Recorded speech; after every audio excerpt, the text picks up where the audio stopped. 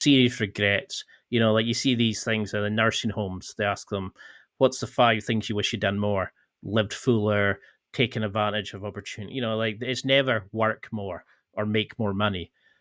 How do you Mhm. think people can identify where they're living through fear rather than living through love? I'll preface it with this because I also always want to be careful that it's not that fear is a bad thing. There's benefits to fear. There's power in using fear. It's there for a reason. Definitely. Living in fear and living through fear is what we're trying to combat in the sense of like, just realize if we look at the world through the lens of love instead of the lens of fear, we might be able to find an opportunity, a solution. We'll respond versus react, right? When we react, it's like, shh, like hot stove, and maybe you had extreme example. Maybe I had my baby in my arm, and all of a sudden I jerk back, and my baby goes flying behind me, you know? Or, ooh, hot stove, give me a second, respond. Oh, I have the baby here. I can't jerk. It's an extreme example because that'd be tough to not jerk when you're getting burned, but there's a big difference in responding. Or if I say this one a lot, so you get cut off on the road, and the first thing you want to do is like, F you, like I hope you get into an accident, I hope you get pulled over, you get a ticket, like yay, because you cut you off. Or take a moment and be like, did they actually do that to me or did they not see me?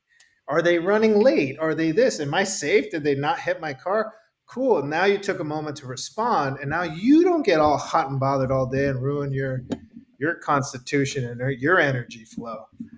So I think really what the issue is that the world is run by fear. We turn on the TV and we're fed fear. We're fed. It's just like a fire hydrant shooting down your throat, right? Shootings and pandemics and political strife and wars and, recessions and interest rates and genders and all these things that are coming at us. And the way it's being fed to us through the lens of fear, I think, is causing more fear. It's causing us to react. It's causing us to be uneasy. It's not being presented as like, hey, this is happening. Let's find solutions. And if we start choosing love, and again, choosing love's hard, it's really hard. Maybe we could start coming to agreements, and we don't have to agree on everyone's opinions, but we could stop canceling each other or pointing fingers or this or that, start taking personal responsibility. So a lot of it is about like, how can I show up? How can I take action? How can I be, the verb in love here versus, sometimes in fear is like, they'll vote. I don't need to go vote. They'll vote, Hmm.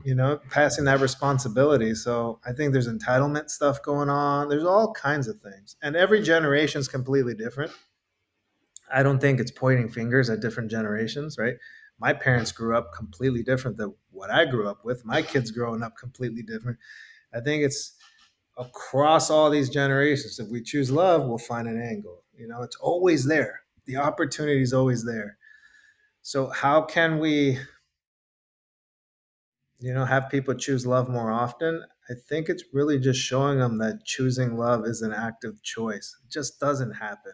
It's not this warm, bubbly feeling inside of like a warm hug. It's not that. It's just choosing to do the work and taking responsibility. I love that. I love the way that you've actually got to go and give it or find it and experience it rather than just feel it. Because too many people share Hmm. it to themselves.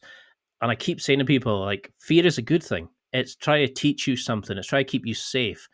It's always going to be there. It's how you learn from it, listen to it. So we've all got that internal voice.